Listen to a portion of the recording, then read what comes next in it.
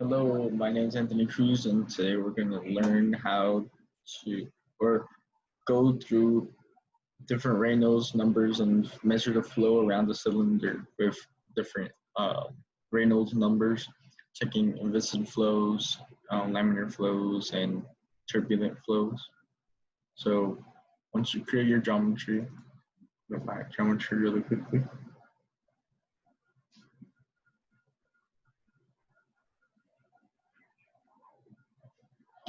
Well,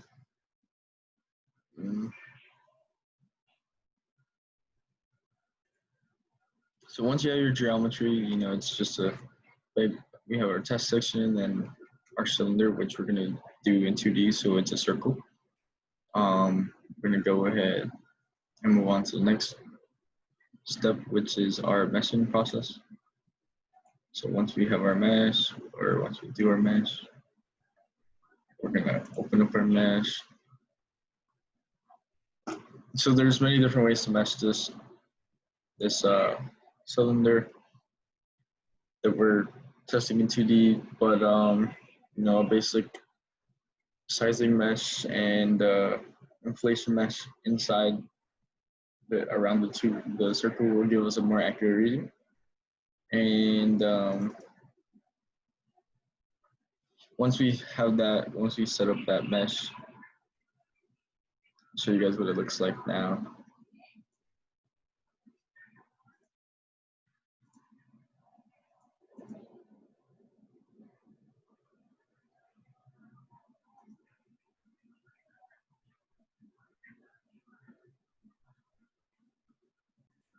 So as you can see, we have a very coarse mesh, very tight, almost looks completely black from outside, so it's pretty good. We're gonna go ahead and close that. And now we're going to go into the setup page. The setup page, as I said, this one's gonna be an Inviscid Flow, that's what we're gonna show right now.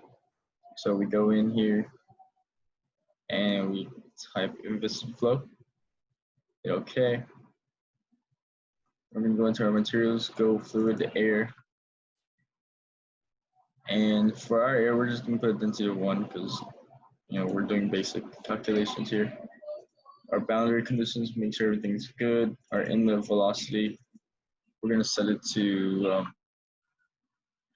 about 50 meters per second, just to whatever, the velocity with this Inviscid Flow shouldn't matter.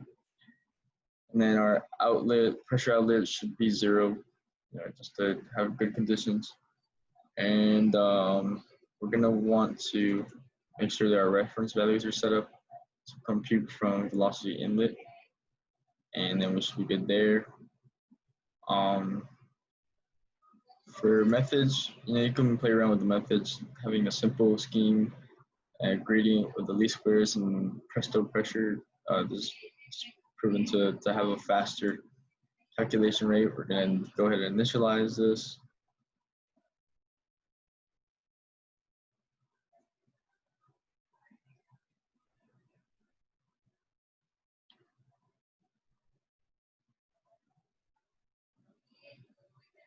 And when we're running our calculations,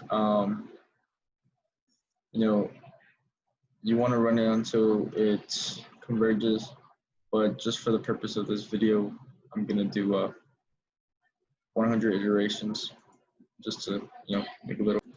So now our calculation is complete. We're going to go ahead and we want to find our pressure and velocity like contours. So easy way to do that is open up contours. We're going to name it pressure. This is for our pressure coefficient. That's what we want to find. Pressure coefficient. We're going to highlight everything, save display. And that's what our pressure coefficient is going to look like right around here.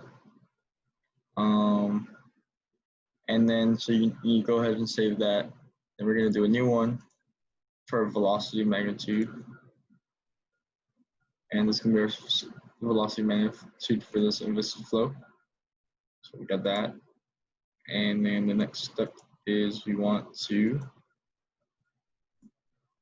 create a plot for our pressure coefficient, because that's what we want to find. Go ahead and save that plot. Actually, sorry, we're gonna only select the symmetry, and this is the plot we're gonna get. All right, here.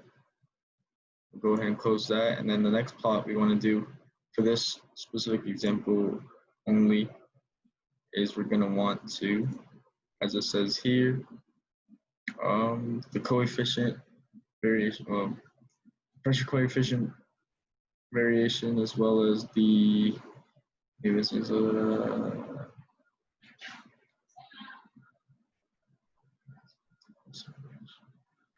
and the velocity variation on the surface of the cylinder, pressure coefficient variation.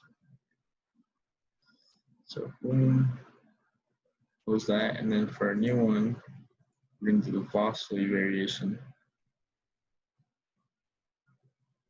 We can do that on the symmetry as well. Save plot, and there's our velocity plot, and so we're going to close that.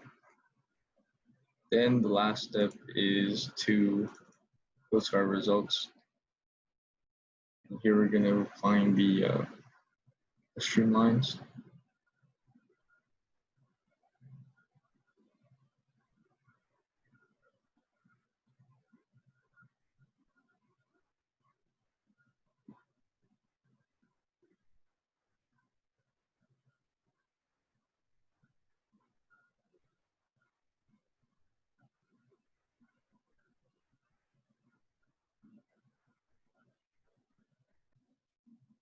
So this is going to be our streamline. The way we set up our streamline is we click here in the streamline, and it's going to take us to here. So we're going to do it on our symmetry, surface streamline, start from the vertices, and then you can do maximum number of points, whatever you want.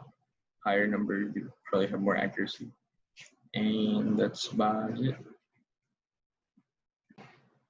Another thing we want to do is we want to go to our reports. This is to find the coefficient of drag. So we want to go into our reports, go to forces, and then hit print.